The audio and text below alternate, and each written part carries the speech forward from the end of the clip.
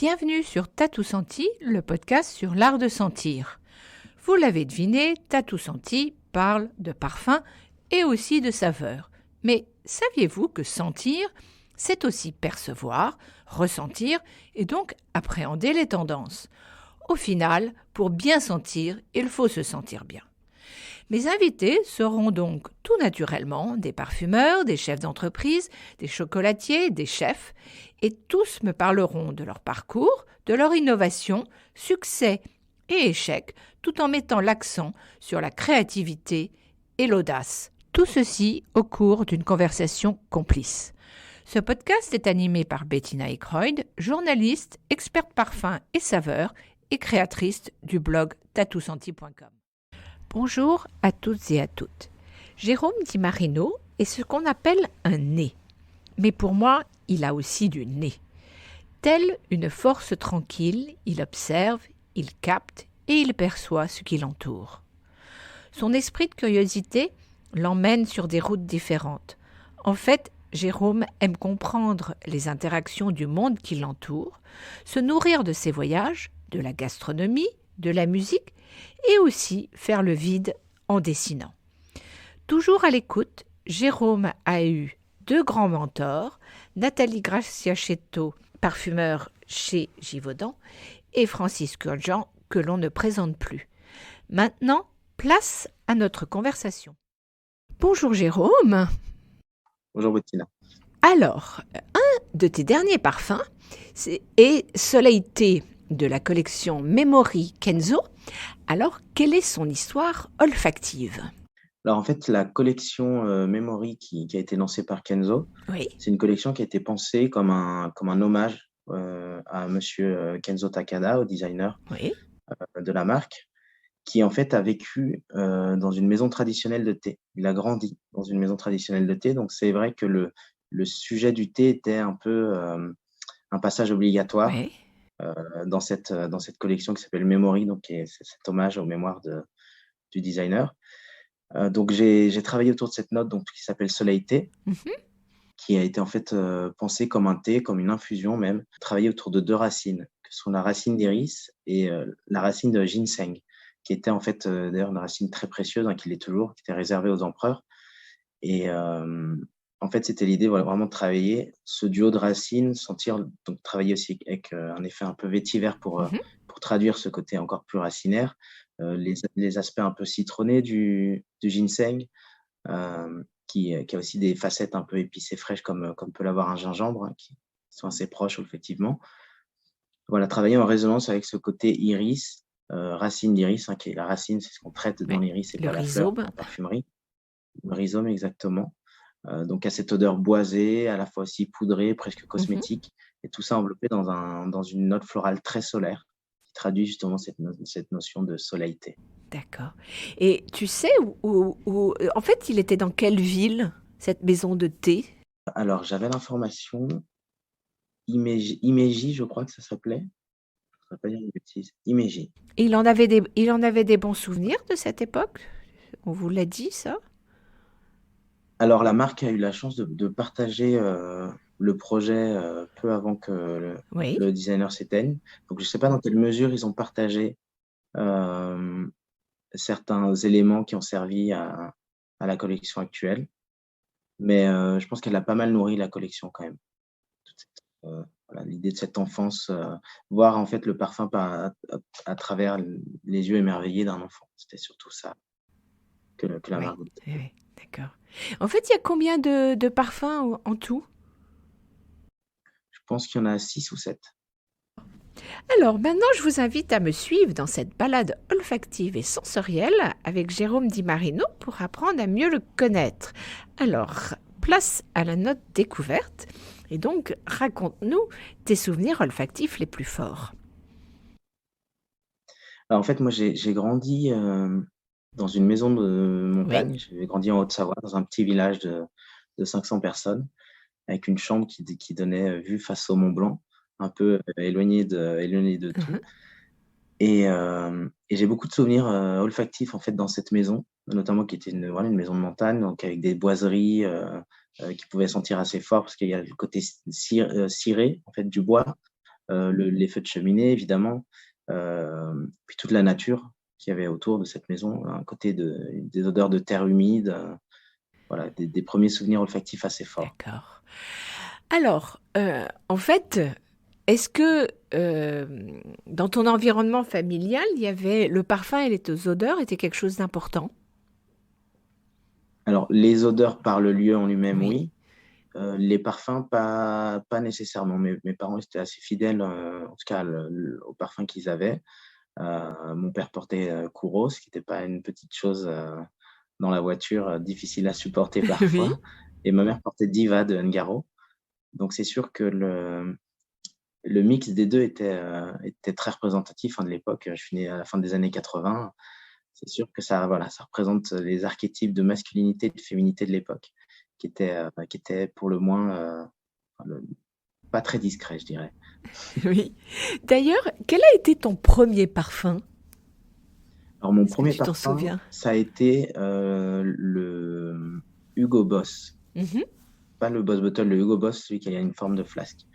J'en ai D'accord, écoulé, un certain nombre de bouteilles avant de passer à d'autres choses. d'accord. C'était un parfum que tu t'étais offert ou qu'on t'avait offert? Oui, Qu'on m'avait offert en fait, et c'est vrai que ce côté, pomme, frais, assez facile,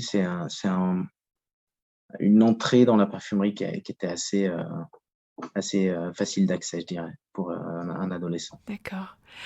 Alors, ton chemin là, vers la parfumerie, donc en fait, a commencé par la chimie. D'ailleurs, j'ai cru comprendre que c'était une matière qui t'intéressait, qui te captivait. En quoi est-ce qu'elle t'intéresse, cette matière? Qu'est-ce que tu aimes? Tu y aimes?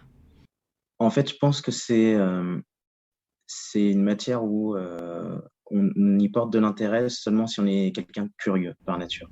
Moi, je suis Oui, très curieux, j'ai un besoin de comprendre ce qui se passe autour de moi, de comprendre les choses, et je trouve que dans la chimie, justement, il y a cette vision voilà, d'essayer de comprendre le monde qui nous entoure. Pourquoi est-ce que certaines réactions se passent, et voilà.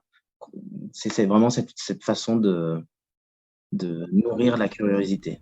d'appréhender les choses. Oui. Alors en fait, à l'époque, tu étais basé à Nice et donc après une visite à Grasse, tu décides de rentrer à Lizipka. Quel a été par contre le déclic pour dédier ta vie au parfum? Alors en fait, moi, j'ai découvert le parfum assez tardivement. Le métier de parfumeur Mhm. encore plus, parce que c'est vrai que c'est quand même un monde qui garde beaucoup de secrets. Donc, aujourd'hui, c'est quand même plus évident de comprendre comment ça fonctionne, puisqu'il y a beaucoup de blogs, de pages, internet, de pages Oui, ça a Instagram évolué. qui permettent d'avoir cet accès. Mais moi, c'est vrai que j'avais du mal à trouver plus de choses que la littérature que nous offre une bibliothèque, où c'est quand même un peu compliqué. Et j'ai toujours eu le désir de, voilà, de faire Mhm. un travail créatif. C'était vraiment une nécessité pour moi. En fait, initialement, je voulais me dédier à une école d'art appliqué. Je dessinais énormément quand j'étais plus jeune, et en fait, j'ai commencé par la chimie parce que je voulais pas me fermer de porte, tout simplement. C'était un peu le bagage, sécurité pour la suite, parce que je j'avais toujours pas trouvé quel métier créatif, j'allais pouvoir exercer. Et donc quand j'ai découvert, que le métier de parfumeur existait, parce qu'en fait, avec la proximité de Grasse, j'ai commencé à me renseigner sur le parfum, parce que, vu le bagage universitaire, chimique, j'ai pensé que je pourrais éventuellement travailler dans la synthèse de molécules odorantes pour le parfum, et cetera. C'est là que j'ai Oui. découvert, en fait, le travail de parfumeur. Donc pour moi, c'était vraiment le déclic, parce que c'était finalement le meilleur moyen de joindre le bagage universitaire à cette fibre créative que j'avais envie d'explorer. Mhm. Alors ensuite, ton apprentissage, tu vas le faire chez Givaudan, auprès de Nathalie Gracia Chetto. Que retiens-tu de ces années et de ce qu'elle t'a appris qui te sert peut-être encore aujourd'hui? Alors c'est vraiment alors les premières années chez Givaudan, c'était vraiment la découverte finalement du monde du parfum. Mhm. J'ai souvent cette image en tête quand j'en parle, c'est-à-dire que, c'est un jeune élève, parfumeur, passionné de parfum, et qui a envie voilà, qui découvre, ce monde, et on se retrouve au milieu d'un laboratoire où il y a plus de 1000 produits, à disposition. On a envie On a envie de tout sentir, on a envie de tout essayer. Et voilà, comme un enfant dans une boutique Jouets? de Ouais, confiserie. de jouets. Ou de jouets, ça marche aussi. Ça marche aussi. Donc, c'est vrai que ces 2 ans qui ont été, essentiellement dédiés déjà à la découverte du marché du parfum, les produits qui font le marché, français et international et des matières premières. Ça a été un énorme travail sur la matière première, dans lequel m'a accompagné Nathalie, qui gardait quand même une certaine distance pour que je puisse me faire mon propre avis sur les choses et qui était vraiment dans une bienveillance quotidienne et qui, je pense, a tout fait pour me préserver aussi de ce que peut être la réalité du parfum, qui est pas toujours facile. C'est-à-dire qu'on c'est un métier qui est très compétitif, Non? où on est beaucoup confronté à l'échec. Donc je pense qu'elle m'a préservé de ça en se disant que j'avais tout le temps de découvrir les travers du métier, de me concentrer voilà, sur vraiment la découverte du produit, de toute la beauté de ce que fait le parfum. Ok. Alors, ensuite, avant d'intégrer Tagazaco, tu travailles avec Françoise Donche à la cellule olfactive de Givenchy. As-tu une anecdote à nous partager de ce que tu as pu vivre donc chez Givenchy? Alors oui, alors Givenchy, c'était un peu un hasard de parcours, mais finalement, j'ai énormément appris chez Givenchy, Oui. où je travaillais donc à la cellule olfactive accompagnée de Françoise Donche, qui m'épaulait. Le rôle de la cellule, en fait, c'était d'accompagner le marketing Mhm. dans l'expertise olfactive et le développement en étant finalement le lien avec les fournisseurs de parfums. Oui. Et en fait, quand je suis arrivé, on travaillait sur le développement du prochain pilier masculin qui est devenu entre-temps le Gentleman Only. Mhm. Donc, on travaillait sur le brief avec l'équipe marketing. Donc, Françoise Donche m'avait demandé D'accord. de faire une pige masculine. Donc, j'ai passé une semaine à décortiquer les Vogue Hommes, les GQ, les M&S, toute la presse masculine pour en tirer finalement Mhm. euh, des archétypes de masculinité. Quels étaient les hommes qui ressortaient de tout ça à ce moment-là. Donc, on pouvait avoir le dandy, le hipster, et entre autres, il y avait l'alpha mâle, le mâle alpha. Et donc, quand on est allé présenter les axes de développement au marketing, Françoise était venue avec à chaque fois un objet ou quelque chose pour illustrer Oui. la masculinité, l'archétype de masculinité. Et j'ai le souvenir que pour illustrer l'alpha mâle, Françoise était venue avec ni plus ni moins qu'un morceau de viande D'accord. qu'elle avait déballé d'un papier aluminium. Donc, je vous laisse imaginer la tête de l'équipe marketing quand elle a découvert Oui, le morceau de viande, oui, j'imagine. le morceau, la jolie pièce D'accord. qui sortait de chez le boucher. Je pense Oui. qu'ils s'en souviennent encore aujourd'hui, à mon avis. D'accord. Alors, ensuite, tu rentres chez Tagazaco et là, c'est Francis Kurjian qui va te former. Que t'a-t-il appris de plus important? Alors, Francis, c'est compliqué de résumer, parce qu'en fait, j'ai appris tellement de choses auprès de Francis. Pour moi, Oui, ben raconte-nous, même s'il y c'est a un, plusieurs choses. c'est un parfumeur vraiment qui est visionnaire, et c'est un parfumeur, moi, j'appelle ça un parfumeur 360. C'est-à-dire que ça a été un peu un des premiers, quand même, Oui. à avoir cette vision beaucoup plus élargie de ce qu'allait être et ce qu'est aujourd'hui le métier du parfumeur. Parce que jusque-là, le parfumeur était beaucoup gardé dans son laboratoire et pas si exposé que ça, ni auprès des marques, ni auprès des consommateurs, des journalistes, du grand public, j'ai envie de dire, Oui. excepté certaines maisons voilà, qui avaient remis à l'ordre du jour un parfumeur maison pour le côté prestigieux, comme a pu le faire Hermès ou Chanel. Oui.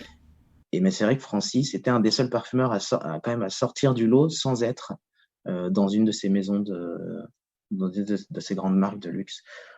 Donc auprès de Francis, j'ai appris bien sûr la formulation des parfums, la création, etc., donc l'aspect technique, mais j'ai surtout appris, je dirais, une attitude, une façon d'être parfumeur, Oui. qui passe notamment au travers certaines qualités qui sont exigées pour tenir pour tenir la route. C'est-à-dire que le métier étant quand même très compétitif et des fois, c'est des projets qui peuvent durer assez Mhm. longtemps, il y a une forme d'endurance à avoir, une forme de résilience. Ça, c'est quelque chose que Francis m'a beaucoup transmis. Francis m'a beaucoup partagé sur le côté technique, hein, même si on n'a pas, je pense, la même parfumerie, voilà, les mêmes goûts, hein, c'est normal. Mhm. Oui. il y a une façon d'écrire, une façon de penser le parfum qu'il a beaucoup partagé avec moi. Et après, bien entendu, il y a toute cette vision, bien sûr, de la communication du parfum, c'est-à-dire savoir parler de sa note, Mmh. que ce soit en lancement presse ou auprès du client, tout simplement, parce que on est le meilleur, en tant que parfumeur, on est le meilleur représentant de ce qu'on crée, hein, tout simplement, même si dans des entreprises, il y a des commerciaux qui nous épaulent pour ça, mais le, écouter parler ou découvrir une note par les mots d'un parfumeur n'a jamais le même poids que par une autre personne de l'équipe. Mmh. Donc voilà, donc il y a cette dimension de communication aussi que Francine m'a beaucoup transmis. Alors maintenant, on va essayer de comprendre ton approche et tes parfums. Et je crois que le premier parfum a été In White d'Elisab. Donc, quel souvenir as-tu de ce premier win? Alors en effet, ça a été c'est plutôt ça, un des premiers wins plutôt qu'un des premiers parfums. J'avais eu quelques autres féminins, Oui, notamment à L'Eau Cézanne aussi, qui a été un des parfums de mes débuts. oui. Le Elissab, j'en garde un très bon souvenir, notamment parce que c'était déjà une des premières collaborations avec une marque très couture, connotée très couture, donc c'était quand même assez, c'est une marque très prestigieuse. Le brief était un travail autour d'une inspiration autour de la robe de mariée, qui est quand même une pièce iconique chez le designer, le couturier Elissab. Donc, la note a été travaillée autour d'un bouquet de fleurs blanches. On a aussi pensé naturellement à l'idée du bouquet de la mariée, évidemment, qu'un bouquet de fleurs blanches avec une forme d'opulence, mais contrôlée quand même, parce qu'on est quand même chez une marque qui est quand même très chic. Voilà, donc il y a en filigrane cette fleur d'oranger qui est bien sûr une clé dans l'ADN des parfums, le parfum Elissab. Et sauf que là, on l'avait travaillé avec un côté très cassis, beaucoup plus coloré, essayer de transmettre un peu ce côté joyeux que peut avoir voilà, le jour où on porte une robe de mariée et qu'on se marie. Je pense que Oui, c'est ce qu'on a envie de ressentir. absolument. Donc, c'est un peu ce que le parfum devait traduire. Quels sont les parfums dont tu es en fait le plus fier parmi ceux que tu as créés? Alors, il y en a un auquel je tiens particulièrement, qui est un des derniers que j'avais pu travailler pour la marque Burberry, Oui. qui s'appelle Mr. Burberry Element. Mhm. Et en fait, pourquoi? Parce que à la base, c'est un parfum qui est né d'un accord que j'ai travaillé depuis plusieurs années, Mhm. d'une note minérale, donc un accord dans lequel je croyais beaucoup. Et donc, c'est toujours une vraie satisfaction, un vrai bonheur pour un parfumeur quand on a une conviction et qu'on se bat pour une note pendant plusieurs années, parce que finalement, on la retravaille, on la maîtrise de plus en plus, on améliore certains points techniques. Donc, quand le projet finit par sortir, c'est toujours une vraie fierté. Oui. Donc sur cette note minérale, du coup, pour la marque Burberry, je l'avais travaillé avec des accents d'amande verte qui donnent un départ assez fluisant et avec une touche de gourmandise et un côté un peu gin, un peu genièvre en fait, baie de Genièvre qui vient donner justement un coup de fouet, un côté épicé à la composition. D'accord. Mais en fait, il faut peut-être rappeler à nos auditeurs qu'un parfumeur a toujours comme une collection privée où il a ses accords, et des accords souvent hors normes, souvent très créatifs, et qu'il ressort justement quand il peut ou quand il pense que le client est à même d'apprécier quelque chose d'un peu nouveau. Oui, oui, tout à fait. En fait, on peut travailler une banque d'idées. Et d'ailleurs, moi, je trouve ça indispensable. C'est-à-dire pour avoir à côté les projets, c'est une chose, développer des parfums pour des marques, mais continuer d'avoir des nouvelles idées, c'est essentiel pour entretenir la créativité, tout simplement. Et d'aller chercher toujours Tout à fait. Oui, oui, ça nourrit l'un et l'autre.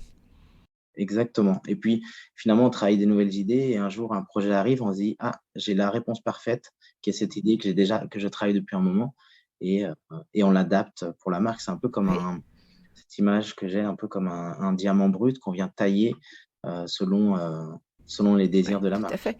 Et comme tu le disais, effectivement, quelquefois, cet accord, il n'est pas apprécié, mais à ce moment-là, vous le retravaillez, vous le peaufinez, et la fois d'après, ça marche. Oui, des fois, il est pas encore mature, je dirais. Oui, oui, oui. C'est pas encore le bon moment ou techniquement, il lui manque quelque chose ou voilà, donc Mhm. c'est à force de le travailler qu'on le maîtrise et qu'on finit par y arriver. Ce qui d'ailleurs, au final, prouve et montre qu'il faut en fait aussi énormément de patience et de résilience dans ce métier.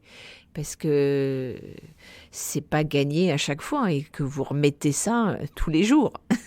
Oui, il faut savoir, se remettre sur les rails avec toujours plus d'énergie pour arriver au bout. D'ailleurs, me vient à l'idée, qu'est-ce que tu fais quand, ce qui doit aussi arriver, tu n'as pas gagné un projet.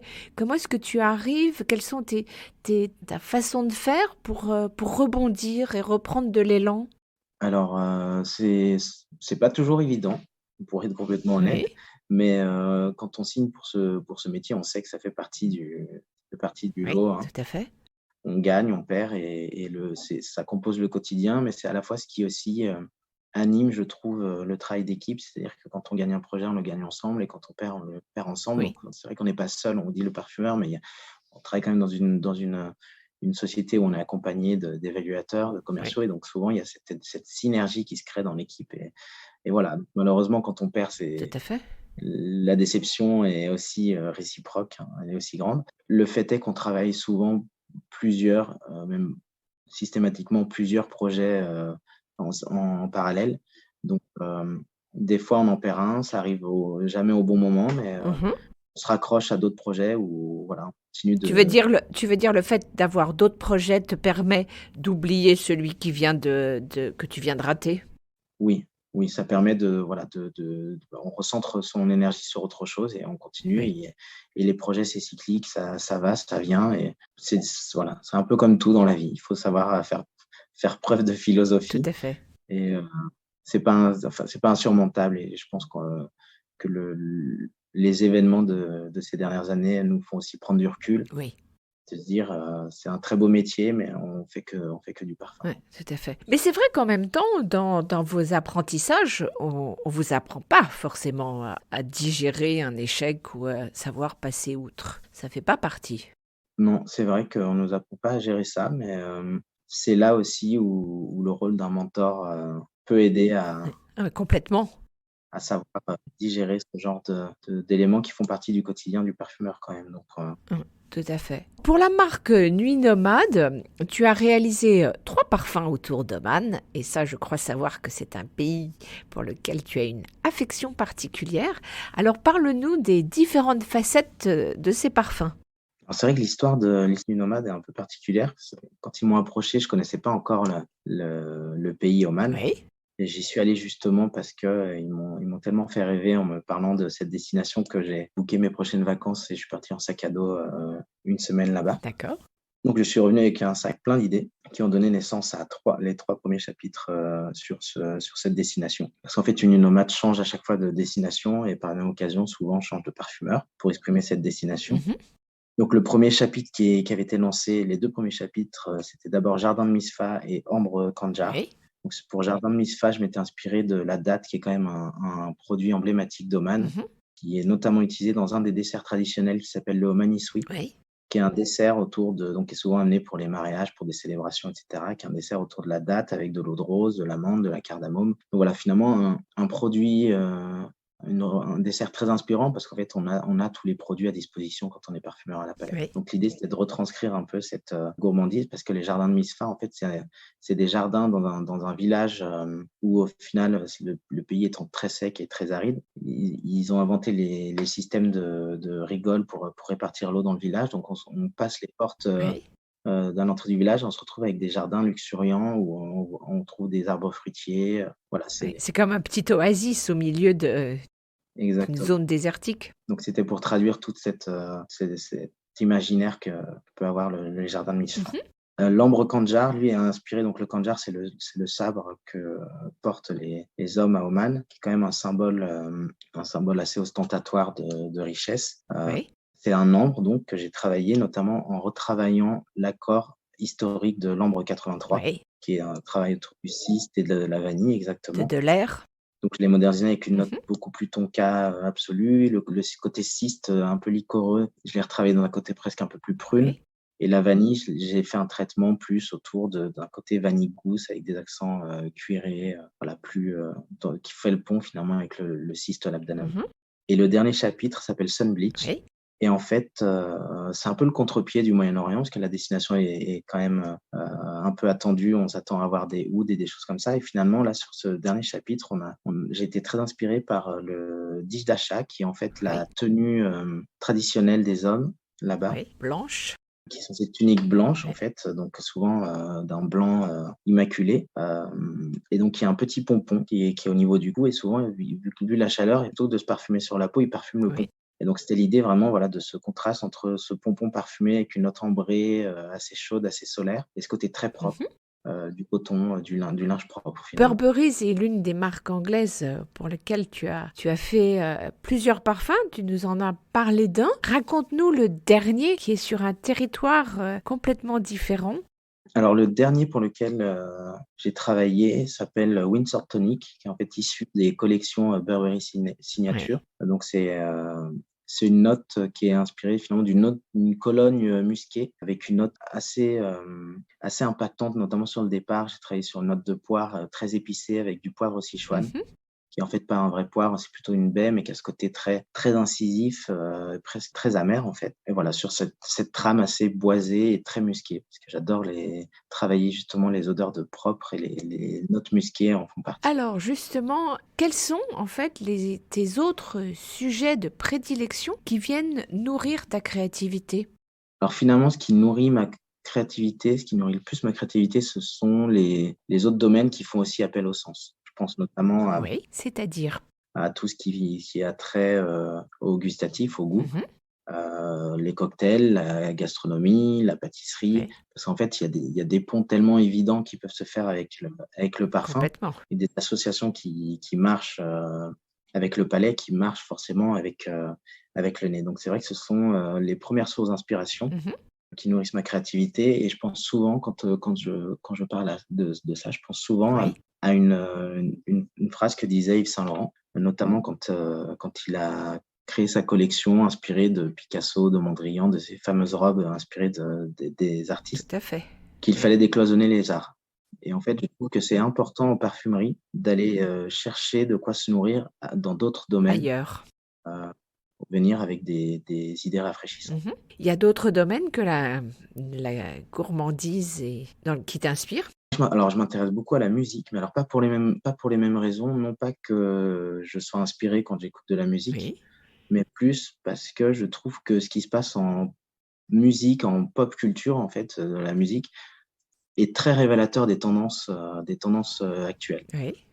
C'est-à-dire que souvent, ce qui se passe en musique, que ce soit même dans les vidéoclips ou dans les tendances, soit dans le style musical ou dans la façon le message propre, le message même de la chanson, ou la façon de Oui. s'habiller que peuvent avoir les artistes d'une époque, enfin d'une décennie à une autre, sont vraiment quand même un reflet de vraies tendances. Et c'est souvent, même presque systématiquement, je dirais, que ces tendances finalement se retrouvent en mode, c'est des domaines, voilà, qui se nourrissent les uns les autres, Tout à fait. et finissent par se retrouver. On travaille quand même pour beaucoup de marques de mode, donc finissent se retrouver par effet ricochet quand même aussi à être des tendances parfums. Donc je trouve ça toujours intéressant de garder un contact avec ça et d'essayer de suivre ça de près, en fait. D'accord. Alors d'ailleurs, d'après toi, quelles sont les innovations les plus intéressantes ces dernières années en parfumerie? Alors, en parfumerie, je trouve qu'il y a eu des tentatives d'innovation dans la façon de se parfumer. Je ne sais pas si jusque-là on a eu un vrai succès. Je pense notamment, il y a beaucoup de changements sur les formats.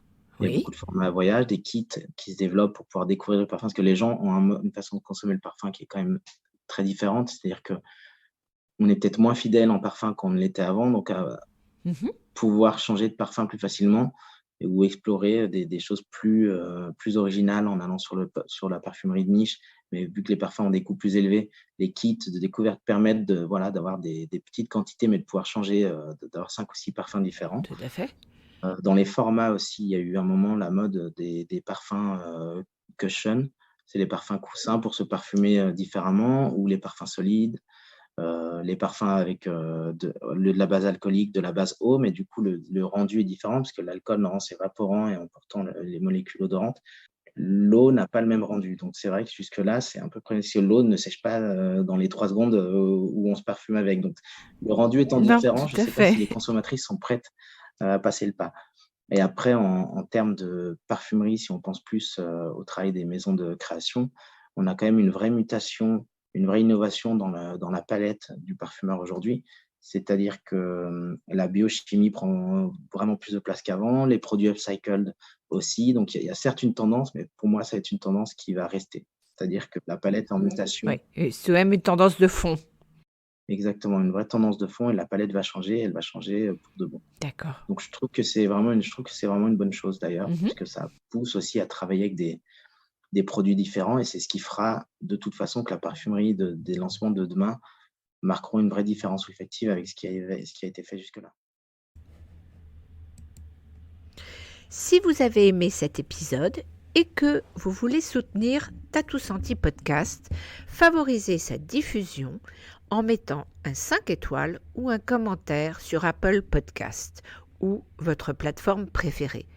Mais surtout, abonnez-vous pour ne manquer aucun des épisodes gratuits de Tatou Senti, le premier podcast sur l'art de sentir. En attendant la suite avec Jérôme Di Marino, la semaine prochaine, sentez-vous bien.